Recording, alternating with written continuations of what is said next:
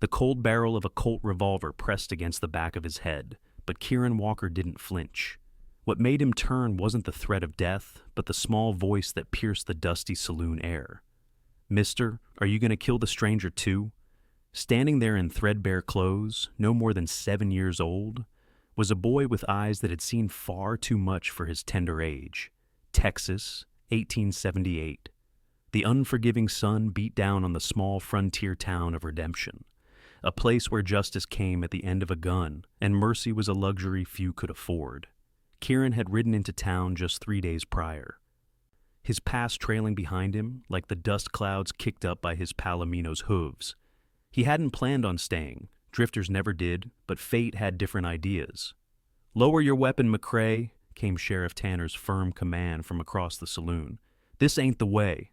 The pressure of the gun barrel eased away, and Kieran slowly turned to face his would-be executioner, a red-faced rancher who had accused him of stealing cattle. But Kieran's eyes found the boy instead, standing barefoot on the rough wooden floor, clutching a tattered sack to his chest. "What's your name, kid?" Kieran asked, ignoring McCrae and the sheriff altogether. The boy's chin lifted slightly, defiance flashing across his dirt-smudged face. "Don't got one that matters. They just call me Boy or Trouble, sometimes Orphan." A heavy silence fell across the saloon. Even the piano player stopped his tinkling melody. "Well, I'm Kieran Walker," he said, kneeling down despite the tension still hanging in the air. "And I'm not a stranger anymore, now that we're acquainted." "You're still a stranger to me," the boy replied, his voice carrying a weight beyond his years. "Everyone's a stranger until they prove they ain't." Kieran couldn't help but smile at the child's wisdom. "Fair enough. How about I buy you something to eat while these fine gentlemen sort out their misunderstanding?" That had been the beginning. Kieran hadn't intended to stay in Redemption longer than it took to clear his name of the cattle-rustling charges, but the boy with no name had somehow anchored him to this dusty corner of nowhere. The next morning found Kieran at the town's only boarding house, run by a stern-faced widow named Mrs. Bennett. He'd secured a room for himself and managed to convince her to let the boy sleep in the storage closet, promising to pay extra. "He needs a bath before anything else," Mrs. Bennett declared, wrinkling her nose as she assessed the child. "And proper clothes. I won't have vermin in my establishment." The boy glared up at her. "I ain't got vermin, lady, just dirt. Dirt don't cost nothing, and it keeps most folks from bothering you." Kieran hid his smile behind a cough. "I'll see to it he's cleaned up, madam." After a battle that involved much splashing and negotiating, the boy sat wrapped in a towel that dwarfed his small frame, his hair dripping onto the wooden floor of Kieran's rented room. "Where are your folks?" Kieran asked, setting down a set of new clothes he'd purchased from the general store. The boy's eyes darkened. "Dead. Pa in the war, Ma from the fever last winter." He spoke matter-of-factly, as if reciting items on a shopping list. "I'm sorry to hear that," Kieran said, meaning it. "Who's been looking after you?" "Been looking after myself," came the proud reply. "Did odd jobs for Mr. Simmons at the livery until he died last month. Been sleeping there since." Kieran nodded, understanding the unspoken story of survival. "You got a name, or do I have to make one up for you?" The boy hesitated. "They christened me Samuel after my granddaddy, but I don't use it much." "Samuel's a fine name," Kieran said. "Mind if I call you Sam?" The boy Sam shrugged his thin shoulders. "If you want. Don't make us not strangers, though." "What would make us not strangers, then?" Sam considered this question with grave seriousness. "Don't know. Never had anyone stick around long enough to find out." Those words hung in the air between them, a challenge Kieran hadn't expected to accept. Yet something about this wild, wary child called to him, perhaps because he recognized the same loneliness that had shadowed his own life since losing his family to a Comanche raid 15 years earlier. "Well, I'm not going anywhere just yet," Kieran said finally. "Got to clear my name about those cattle, for one thing." Sam's eyes narrowed. "Did you steal them?" "No," Kieran answered honestly. "I've done some things I'm not proud of in my time, but I'm no thief." "Then why does McCrae think you did?" Kieran sighed. "Because sometimes people see what they expect to see. A drifter rides into town, cattle go missing. It's easier to blame the outsider than look closer to home." Sam nodded sagely. That's why I stay invisible mostly. Can't blame what you don't see." The wisdom in those words struck Kieran deeply. This child had learned harsh lessons about the world that many adults never grasped. Over the next few days, Kieran and Sheriff Tanner tracked down the actual cattle thieves, a gang operating out of the next county, who'd been systematically hitting ranches along the border. McCrae reluctantly withdrew his accusations, though his apology consisted mainly of a grunt and a nod in Kieran's direction. Free to leave redemption, Kieran found himself strangely reluctant. He told himself it was just that his horse needed rest, or that he wanted to earn a little more money before hitting the trail again. But each morning, he woke to find Sam waiting for him at breakfast.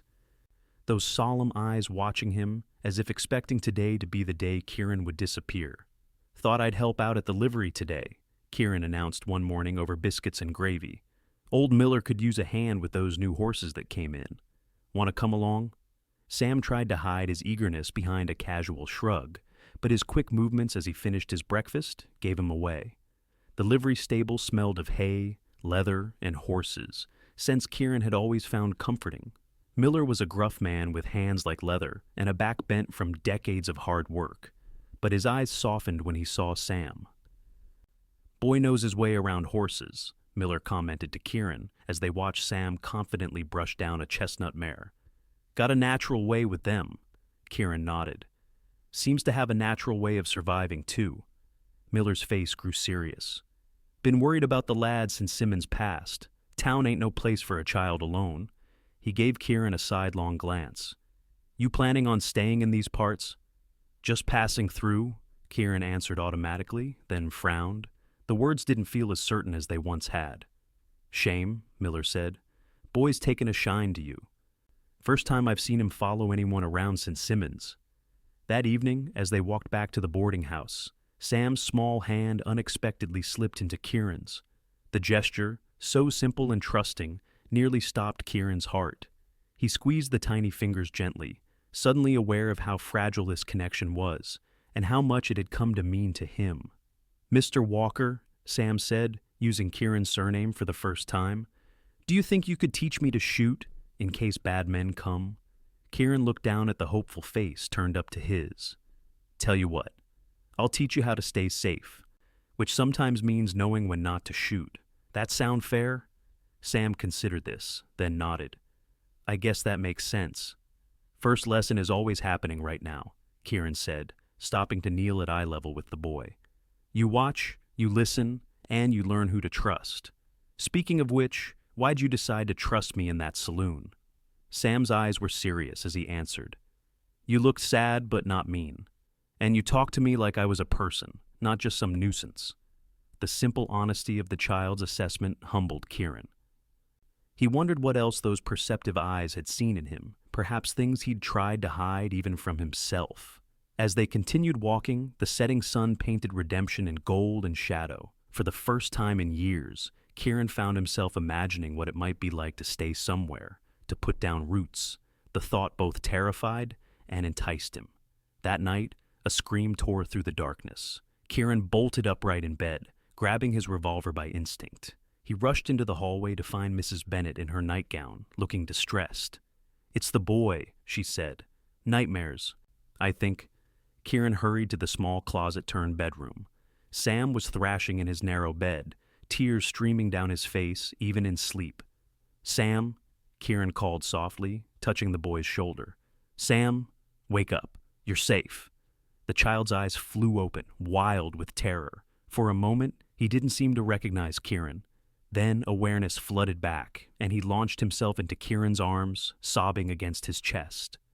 "They were coming for me," Sam whispered between ragged breaths. "The men who hurt Ma before she got sick." A cold fury washed through Kieran. "What men, Sam? Who hurt your mother?" But Sam just shook his head, burying his face deeper against Kieran's nightshirt. "Don't want to talk about it. They might hear." Kieran held the trembling child, murmuring reassurances until the sobs subsided into the deep breathing of exhausted sleep. Carefully, he laid Sam back on the bed and sat beside him, unwilling to leave.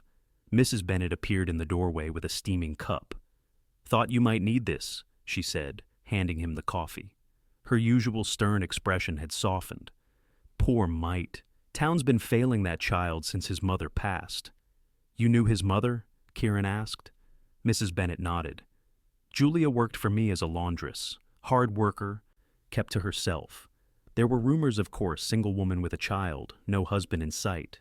But she was decent, and that boy of hers was always clean and well-mannered, even if his clothes were patched. Did she have troubles with anyone? Men who might have threatened her? A shadow passed over the landlady's face. There were men who called on her. One in particular, fancy dresser, owned the saloon back then. Nothing was ever proven, but after he left town suddenly, Julia seemed relieved. She shook her head. Found her dead in her room, not a month later. Fever, they said. But she had bruises that fever don't explain. Kieran's hand tightened around the coffee cup. And no one did anything about the boy after she died? Town council talked about sending him to an orphanage in Austin, but he ran away whenever anyone mentioned it, and eventually folks just stopped noticing him. Out of sight, out of mind. She had the grace to look ashamed. Not our finest hour as a community. The next morning, Sam was subdued, avoiding Kieran's eyes at breakfast. About last night, Kieran began, but Sam cut him off. Don't want to talk about it. Kieran nodded, respecting the child's boundaries. Fair enough, but if you ever do want to talk, I'm here to listen. Sam poked at his eggs. Until you leave. The words hit Kieran like a physical blow. Sam, it's all right, the boy interrupted, his voice carefully neutral. Everyone leaves. I'm used to it. Before Kieran could respond, the boarding house door burst open and Sheriff Tanner rushed in. Walker, need you at the bank. Armed men, looks like a robbery in progress. Instinct took over. Kieran checked his gun, then turned to Sam. Stay here. Lock the door behind me. Don't open it for anyone but me or Mrs. Bennett. Fear flashed in Sam's eyes, but he nodded bravely. The bank robbery turned into a shootout that left 2 bandits dead and 1 in custody. Kieran's quick thinking and steady aim had saved the teller's life and prevented the thieves from escaping with the town's money. By sundown, Redemption was buzzing with talk of the new hero in town. Mayor Wilson himself approached Kieran as he sat nursing a whiskey in the saloon, his shoulder bandaged where a bullet had grazed him. Impressive work today, Walker, the mayor said, settling his considerable bulk onto the chair opposite. We could use a man like you around here permanently. Our last deputy moved on months ago, and Tanner's been working himself to exhaustion. Kieran raised an eyebrow. You offering me a job, Mayor? Deputy Sheriff. Room at the jailhouse comes with it, decent wage, and the respect of the town. Mayor Wilson leaned forward. Way I hear it, you've been taking care of that orphan boy, too. Admirable. Town would look favorably on you, making that arrangement more official. Official? Kieran echoed. Judge comes through every 2 months. Could draw up adoption papers. The mayor shrugged. Boy needs a father. Town needs a lawman. Seems providential if you ask me. Kieran stared at his whiskey, thoughts racing. He hadn't stayed in one place for more than a few weeks since he was 18 years old. The idea of settling down, taking responsibility for a child, it went against everything he thought he knew about himself. And yet, the image of Sam's face when he'd returned from the bank, the relief and joy that had transformed those solemn features, tugged at something long buried in Kieran's heart. I'll think about it, he said finally. Later that night, as he checked on Sam before turning in, the boy's voice came softly through the darkness. Mr. Walker? Are you really thinking about being the deputy? Kieran wasn't surprised the news had reached Sam. In a town this small, gossip traveled faster than telegrams. Thinking about it, he admitted. Does that mean you'd stay? In Redemption? The hope in that small voice nearly undid Kieran. It might, he said cautiously. Would that be all right with you? Sam was quiet for so long that Kieran thought he might have fallen asleep. Finally, he whispered, I still don't know if you're a stranger or not. What would make me not a stranger, Sam? Kieran asked, repeating the question he'd posed days earlier. If you stayed, Sam said simply. If you stayed even when it got hard. That's what Ma said about my pa before he went to war. That he wasn't a stranger because he stayed through the hard times. The wisdom and longing in those words settled deep in Kieran's chest. I'll remember that, he promised, The next morning, a commotion in the street drew them outside after breakfast. A stagecoach had arrived, and among the passengers stepping down was a woman unlike any Kieran had seen in Redemption. Her dark blue traveling dress was simple but well made, her posture straight as a ramrod. When she removed her bonnet, revealing auburn hair neatly pinned back, several of the men watching visibly straightened their backs. "Who's that?" Sam asked, watching the woman direct the unloading of her trunks with quiet authority. Mrs. Bennett appeared beside them, smoothing her apron. "That would be Miss Jennings. Come to take over the schoolhouse, I expect. Town council's been trying to hire a new teacher since old Mrs. Harper passed last spring." The woman Miss Jennings turned as if sensing their gaze. Her eyes met Kieran's across the dusty street, and for a moment the world seemed to still. Then she nodded politely and returned to supervising her luggage. "She looks strict," Sam observed with the wariness of a child who had never attended school. "School teachers need to be strict," Mrs. Bennett replied, "especially in a place like this, with wild children who've been running half-feral for months." Sam scowled at the description, but Kieran noticed he kept watching the new arrival with curious eyes. Later that day, while helping Miller at the livery, Kieran looked up to find the new school teacher standing in the doorway, silhouetted against the bright sun outside. "Excuse me," she said, stepping into the cooler shadows of the stable. "I'm looking for Mr. Miller. The mayor said he might have a gentle horse I could hire occasionally." Miller wiped his hands on a rag. "That'd be me, madam, and you'd be the new schoolmarm." "Judith Keller," she confirmed, offering her hand. As she did, she noticed Sam partially hidden behind a stall door. "Hello there. What's your name?" Sam regarded her warily, not answering. "This is Sam," Kieran said, moving forward, "and I'm Kieran Walker." Her eyes, a clear, intelligent hazel, assessed him quickly before returning to the boy. "Well, Sam, will I be seeing you in my classroom next week when school begins?"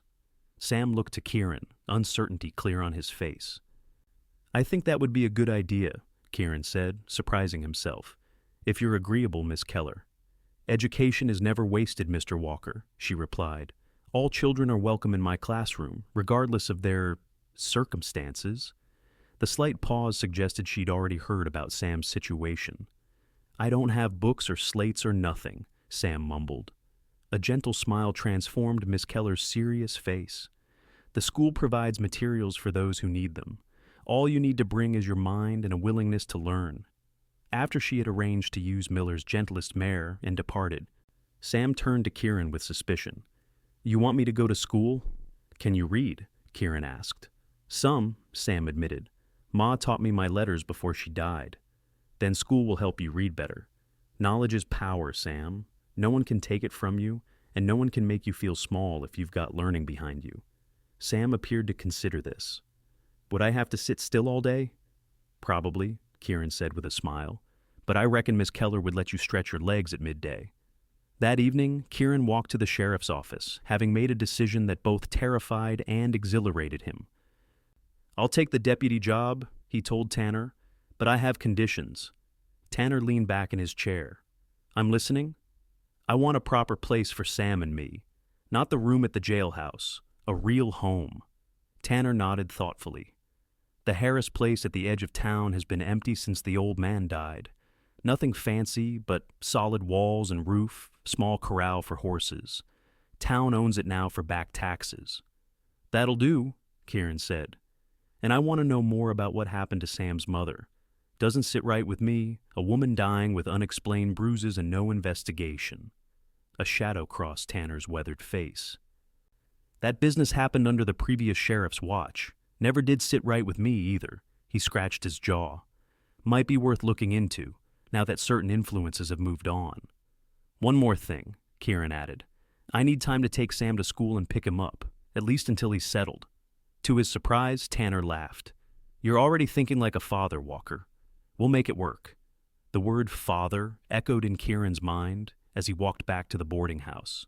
He'd never imagined himself in that role. His own father had been a hard man, quick with his fists and stingy with affection. The idea that Kieran could do better, could be the kind of father a boy like Sam deserved, seemed presumptuous at best. Yet when he returned to find Sam waiting anxiously on the porch, something shifted in his heart. Maybe he didn't know how to be a father, but he knew what it was to be alone in the world. He knew the value of a steady hand and a kind word. Perhaps that was enough to start with. "I took the job," Kieran told Sam, "and we're getting a house of our own." Sam's eyes widened. "We? You mean I'm coming too?" The hope and disbelief in that small voice nearly broke Kieran's heart. "Of course you are. That is, if you want to." Sam's response was to throw his arms around Kieran's waist, burying his face against his chest. No words were necessary. The fierce grip of those small arms said everything. The next day brought them to the Harris place. It was indeed nothing fancy, a two-room cabin with a lean-to kitchen, a small stable, and a corral in need of repair. But the roof didn't leak, the walls were solid. And when Sam raced from room to room, claiming the smaller bedroom as his own, with breathless excitement, Kieran knew they'd made the right choice. "First thing, we need furniture," Kieran said, watching Sam peer out the window of his new room. "Beds, table, chairs, then we can move in properly." "Can I have a shelf for books?" Sam asked. "Ma always wanted a shelf for books." "As many shelves as you want," Kieran promised. They spent the day cleaning and measuring, making lists of what they needed. When they returned to town to visit the general store, they encountered Miss Keller examining bolts of fabric. "Mr. Walker, Sam," she greeted them with a smile that transformed her serious face. "How nice to see you again." "Miss Keller," Kieran touched the brim of his hat. "We're just picking up supplies for our new home." "Your new home?" Her eyebrows rose slightly. "Mr. Walker's the new deputy," Sam announced proudly. "And we got a house and everything." Understanding dawned in her eyes. "I see. Congratulations, deputy." "Thank you, madam. And Sam will be ready for school next week, won't you, Sam?" The boy nodded, though not without a hint of reluctance. "I'll look forward to it," Miss Keller said.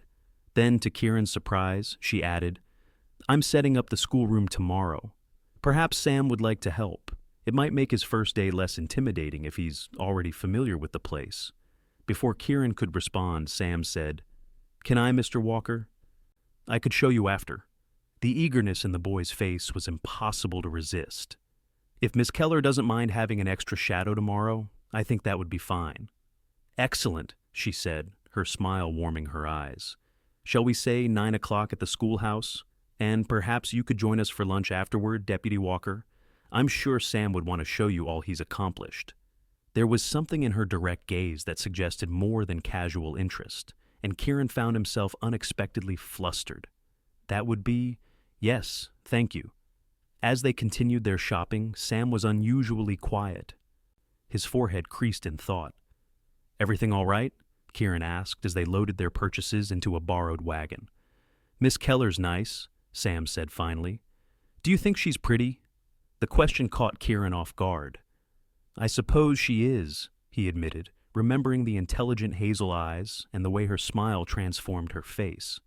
"Why do you ask?" Sam shrugged. "Just wondering."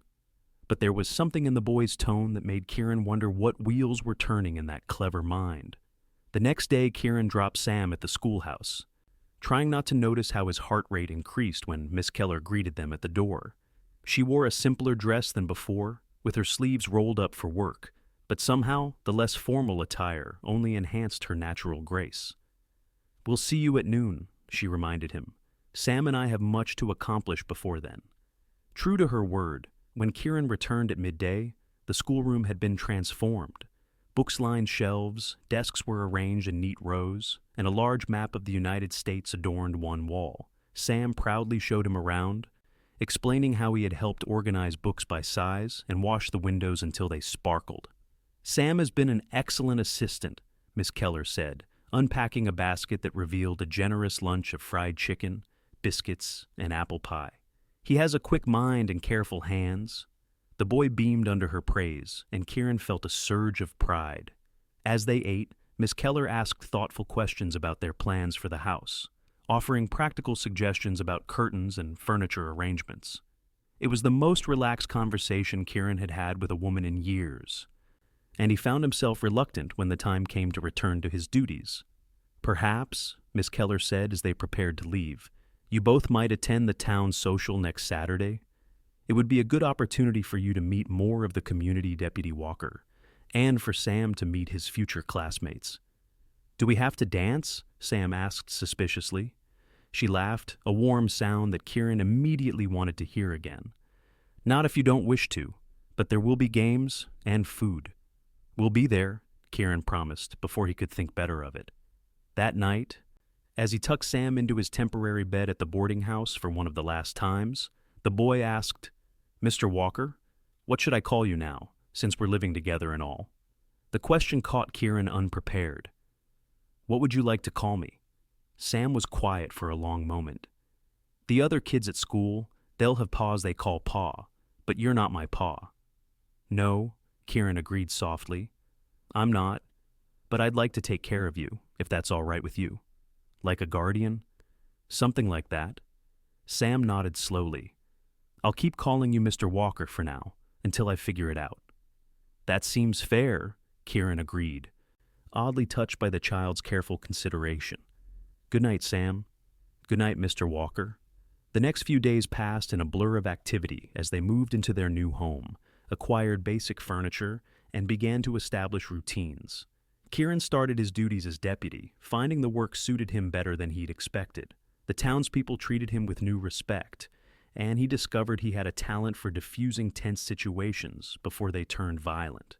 By the time Saturday arrived, they had settled into their house enough that it was beginning to feel like a home. Sam had his shelf for books, already holding 3 volumes Miss Keller had lent him. Kieran had a comfortable chair by the fireplace and hooks by the door for his hat and gun belt. They were building a life, piece by piece. The town social was held in the church meeting hall, decorated with paper lanterns and wildflowers. It seemed the entire population of Redemption had turned out, creating a lively buzz of conversation and laughter. "Deputy Walker and young Sam," Mayor Wilson boomed as they entered. "Come meet my wife and daughters." For the next hour, they were introduced to so many people that Kieran lost track of names.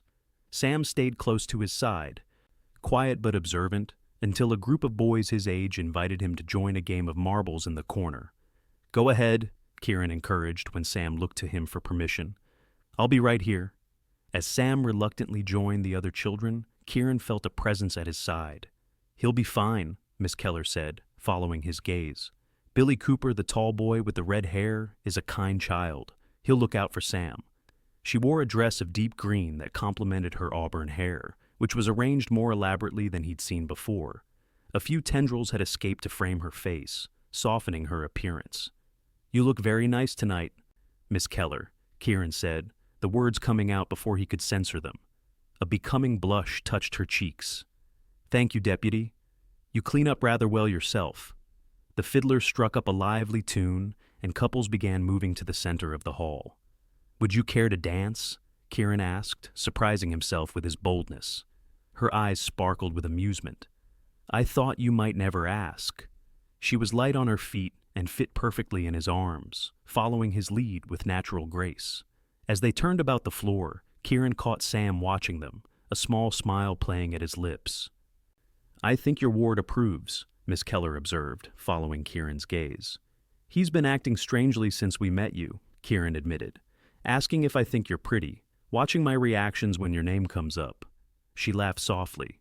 Children can be remarkably perceptive, and matchmakers at heart. The directness of her comment startled him. "Miss Keller." "Judith," she corrected.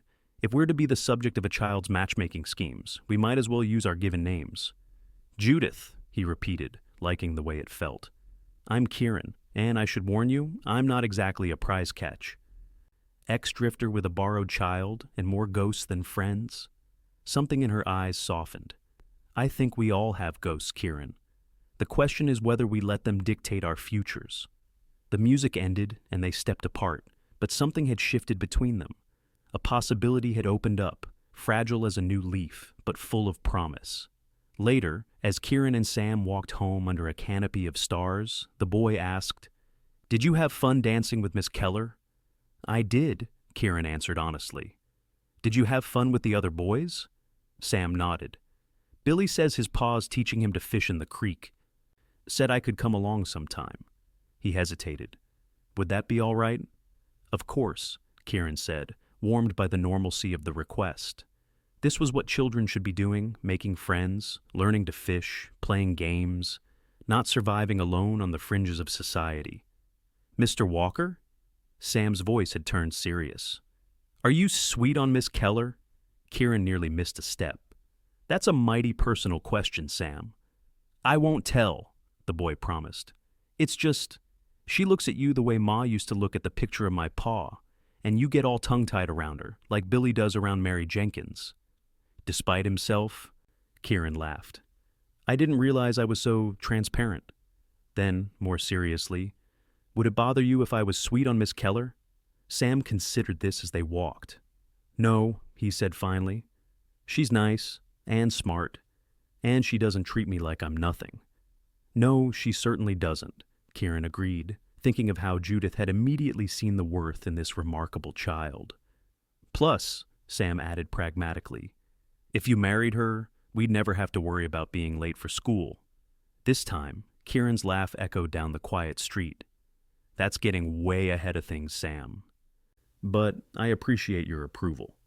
The following week that brought the start of school, Sam, despite his initial reluctance, took to learning with enthusiasm that didn't surprise Kieran at all. Judith, as she now insisted he call her in private, reported that he was quick with numbers and had a natural curiosity that served him well in all subjects. Their lives fell into a rhythm.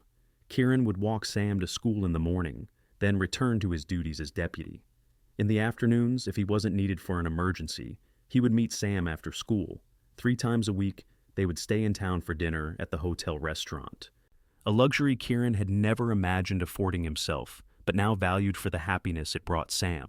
On Sundays, they attended church, sitting in the same pew as Judith, who would often join them for Sunday dinner afterward. These meals, with Sam chattering about school and Judith and Kieran exchanging glances over his head, became the highlight of Kieran's week. It was during one such Sunday dinner, almost a month after they had moved into their home, that Sam asked the question that changed everything.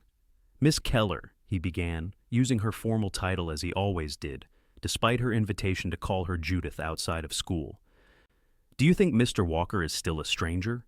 Judith set down her fork, giving the question the serious consideration Sam clearly expected. "I think that depends on what makes someone a stranger to you, Sam." The boy nodded. "That's what I said before. A stranger is someone who leaves when things get hard." Kieran felt his chest tighten at the simple definition. "Well then," Judith said gently, "I would say Mr. Walker has proven he's not a stranger. He's stayed, hasn't he? Even when things were difficult." Sam nodded again, then turned to Kieran. "That's what I figured too.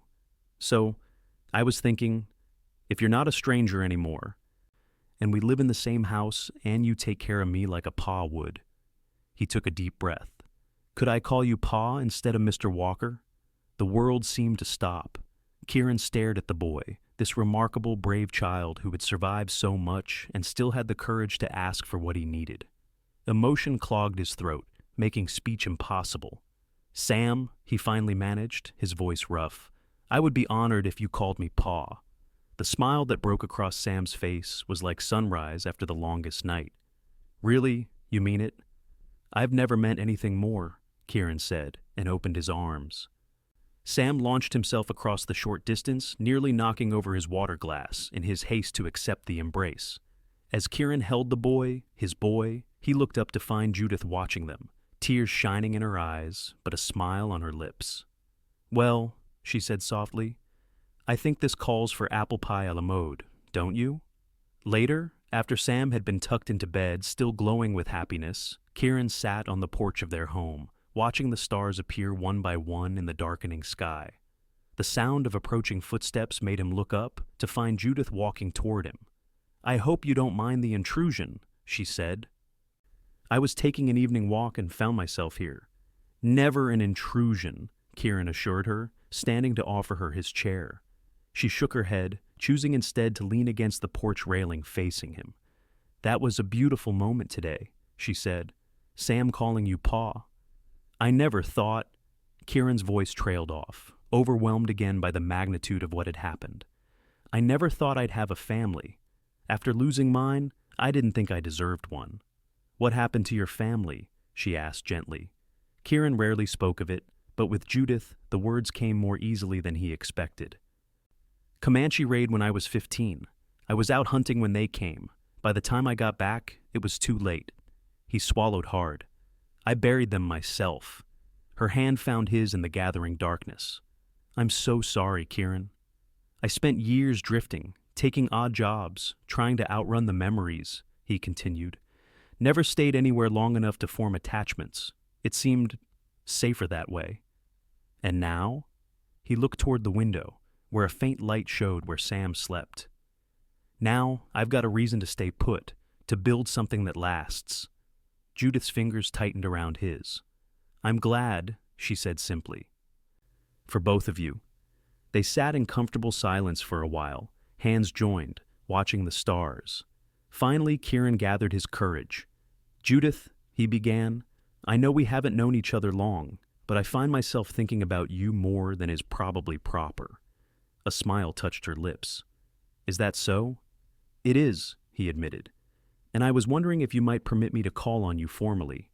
With Sam's enthusiastic blessing, of course. Her laughter was soft in the night air. I was beginning to think you'd never ask, Deputy Walker. The autumn days grew shorter, but Kieran's life had never been fuller. He and Sam settled into their roles as father and son with surprising ease. The adoption papers were drawn up when the circuit judge came through town, and though the legal process would take time, in their hearts, the matter was already settled. Kieran courted Judith with the caution of a man who had nearly forgotten how to hope but was learning again. They took Sunday walks after church, attended town socials together, and shared quiet conversations on her porch after Sam had gone to bed. She was patient with his hesitancy, understanding the wounds he carried without asking him to explain them. One crisp October evening, as they sat on her porch swing, Judith broke a comfortable silence with an unexpected question. Have you made any progress in investigating what happened to Sam's mother? Kieran shifted to look at her. How did you know about that? Sam mentioned it, she said. He overheard you talking to Sheriff Tanner. He's worried about it, though he tries not to show it. Kieran sighed. The boy misses nothing. Yes, I've been looking into it, quietly. The former owner of the saloon, a man named James Blackett, seems to have been involved with Julia. Several people recall seeing bruises on her in the weeks before her death, and she was apparently afraid of him. Do you think he killed her? I think he hurt her badly enough that when fever came, she didn't have the strength to fight it, but he's long gone headed to California, from what I can gather. Even if we could prove anything, he's beyond our reach. Judith was quiet for a moment. Does Sam know this? No, Kieran said firmly. And I don't plan to tell him until he's older, if ever. What good would it do him to know his mother died because of some brute's violence? You may be right, she conceded. But secrets have a way of coming to light, Kieran. And children often understand more than we give them credit for. Her words proved prophetic sooner than either could have imagined. 3 days later, Kieran was at his desk in the sheriff's office when a telegram arrived from the marshal in San Francisco. A man matching Blackett's description had been arrested for assaulting a woman in a boarding house. During questioning, he had mentioned redemption and a woman named Julia who had gotten what she deserved. What are you going to do? Tanner asked after reading the telegram. Kieran's jaw tightened. Request they hold him while we gather evidence. If there's enough, I'll go fetch him back here to stand trial. That's a long journey, Tanner observed. What about Sam? The question gave Kieran pause. He couldn't leave the boy, not when their relationship was still so new and potentially fragile. But the thought of Blackett escaping justice for what he'd done to Julia, to Sam's mother, was equally unacceptable. I need to think about it, he said finally. That evening, as they sat down to dinner, Sam fixed Kieran with a serious look. Pa, is something wrong? You look worried. Kieran hesitated, remembering Judith's words about secrets. I received some news today that's given me a lot to think about. Is it about the bad man who hurt Ma? Sam asked directly. Kieran nearly dropped his fork. How did you? I heard you and Sheriff Tanner talking before, Sam admitted. And I remember things about Ma that I didn't understand then. She was scared of someone. She used to check the locks twice every night. The maturity in the boy's eyes struck Kieran anew. This child had seen and understood far more than anyone realized. Yes, Kieran acknowledged, deciding honesty was the best approach. The man who hurt your mother has been found in California. There's a chance he could be brought back here to face charges. Sam nodded slowly, processing this. Would you have to go get him?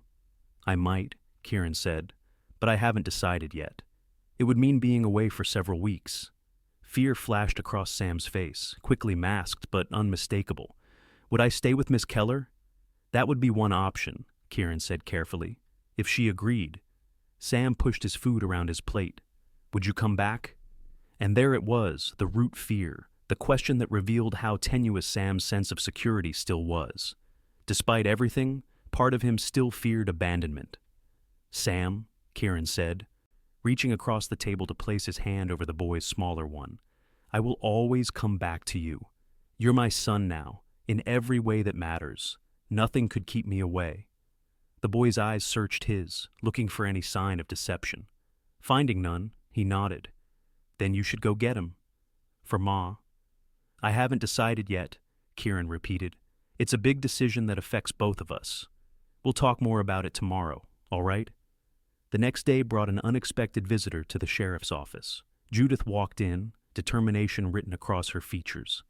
Sam told me about Blackett, she said, without preamble, and your potential journey to California. I haven't decided, Kieran began. I have a proposal, she interrupted. If you choose to go, Sam will stay with me. Not as a temporary arrangement, but as a permanent one. Kieran stared at her, not understanding. What are you saying? Judith took a deep breath. I'm saying, Kieran Walker, that I love you, and I love that boy as if he were my own already. I'm saying that I think we should marry, sooner rather than later. Then, if you need to make this journey, Sam and I will wait for you together, as a family. For the second time in as many days, Kieran found himself speechless with shock. I know this isn't how things are traditionally done, Judith continued, a hint of uncertainty creeping into her voice. A woman isn't supposed to propose, but I've never been particularly traditional, and it seemed foolish to wait when the solution was so obvious. Judith, Kieran finally managed, rising from his desk to take her hands in his. Are you certain? Marriage is a lifetime commitment. I've never been more certain of anything, she said simply. I love you, Kieran. I think I have since that first dance at the social, and Sam needs both of us. He searched her face, finding nothing but honesty and affection there. Slowly, he lowered himself to one knee, still holding her hands. Judith Keller, he said formally, would you do me the extraordinary honor of becoming my wife and Sam's mother? Her smile was radiant. Yes, Kieran. Yes, with all my heart. They were married the following Sunday, a simple ceremony in the church with Sam standing proudly as Kieran's best man. The entire town turned out to witness the union of their deputy and schoolteacher, filling the small church to capacity. Do you think your ma would be happy about this? Kieran asked Sam quietly as they waited for Judith to arrive. The boy, dressed in a new suit that Mrs. Bennett had helped alter to fit him perfectly, nodded solemnly. She always said she wanted me to have a proper family, and she would have liked Miss Keller. I mean, Ma. He tested the new title carefully. It feels funny to say it. You can call her Judith until you're ready, Kieran assured him. She'll understand. But when Judith appeared at the church door, radiant in a simple white dress with wildflowers in her hair, Sam's face lit up with such joy that Kieran knew it wouldn't be long before the title came naturally to him. The reception was held in the schoolyard, decorated with paper lanterns and ribbons by Judith's students. As the sun began to set, casting long golden rays across the festivities, Kieran found a moment alone with his new wife. Are you happy, Mrs. Walker? He asked, still marveling at the reality of her in his arms. Completely, she assured him. Though I must admit, when I came west to teach, I never imagined I'd gain a husband and son within months of arriving. Life has a way of surprising us, Kieran agreed, thinking of how his own plans to drift through redemption had been so thoroughly upended. I've been thinking about Blackett. Judith's expression grew serious. And I'm sending Sheriff Tanner, Kieran decided. He's willing to make the journey, and I can't leave you and Sam, not now. Some ghosts need to be laid to rest, but others we carry with us and learn to live with. She touched his face gently. Are you certain? I meant what I said, Sam, and I would be here waiting when you returned." "I know," he said, covering her hand with his own. "But Julia wouldn't want her son's life put on hold for vengeance. Justice matters, yes, but not at the expense of the living. Tanner will see it done." As if conjured by their conversation, Sam appeared at their side, slightly disheveled from playing with the other children, but glowing with contentment. "Billy's pa invited us all fishing tomorrow," he announced. "Can we go? As a family?" Kieran exchanged a glance with Judith, seeing his own happiness reflected in her eyes. "Yes, Sam," he said, placing a hand on the boy's shoulder. "As a family." That night, after the celebration had ended and they had settled into their expanded home, Judith having moved her belongings into what had been Kieran's bachelor quarters, they sat on the porch together, Sam drowsing against Kieran's side. "He's exhausted," Judith whispered, smoothing the boy's hair back from his forehead. "Too much excitement and cake." "Been quite a day for all of us," Kieran agreed, his arm around her shoulders, still marveling at how right it felt to have her there. Sam stirred slightly. "Pa," he mumbled. "Yes, son?" "I'm glad you're not a stranger anymore." Kieran's throat tightened. "So am I, Sam. So am I." "And Ma's not a stranger either," the boy continued sleepily, using the title for Judith for the first time. "We're all family now." Judith's eyes met Kieran's over the child's head, both of them momentarily overwhelmed by the simple, profound truth in Sam's words. Here, in this unlikely place, against all odds, they had found each other. Stranger had become father, teacher had become mother, and a lonely orphan had become a beloved son. "That's right, Sam," Kieran whispered, holding his family close as the stars emerged above them. "We're all family now." 5 years later, the Walker household had expanded to include twin daughters, Emma and Grace, who adored their older brother and followed him everywhere. Sam, now 12 and one of the top students in Judith's school, bore this adoration with good-natured patience. Kieran had been elected sheriff after Tanner retired, a position he filled with the same steady reliability he brought to fatherhood. Judith continued teaching, though she now had an assistant to help during the times when her own children needed her. James Blackett had been brought to justice, convicted of assault, and sentenced to 10 years in prison. The testimony of women he had abused in 3 different states had sealed his fate. When Sam was old enough, Kieran had told him the full story of his mother's suffering and bravery, and together they had visited her grave, leaving wildflowers in their gratitude for the love she had given her son. On warm summer evenings, the Walker family could often be found on their expanded porch, Kieran and Judith in the swing he had built for her, the twins playing with dolls at their feet, and Sam reading from one of the many books that now filled multiple shelves in their home. "Pa," Sam said one such evening, looking up from his book, "do you ever think about what would have happened if you hadn't stayed in Redemption that day?" Kieran considered the question, looking at the life he had built at his beautiful wife, his strong son, his mischievous daughters, at the home that sheltered them, the community that supported them, the love that bound them together. "Sometimes," he admitted, "but then I remember that some things are meant to be, Sam. Some connections are too important for fate to leave to chance." Sam nodded, seemingly satisfied with this answer. He returned to his book, but not before saying quietly, "I'm glad you whispered those words to me that day, when I called you stranger." "What words?" Emma asked, always curious. Sam smiled at his little sister. He said, "Call me father instead." "And you did," Kieran said, his heart full to bursting, "and I've been grateful every day since." As the sun set over the plains beyond Redemption, painting the sky in fiery gold and deep purple, Kieran Walker held his wife's hand and watched his children in the fading light. Once, he had been a drifter, a man without connections, haunted by loss and driven by restlessness. Now, he was anchored by love, the love he gave and the love he received in return. He was no longer a stranger to anyone, least of all himself.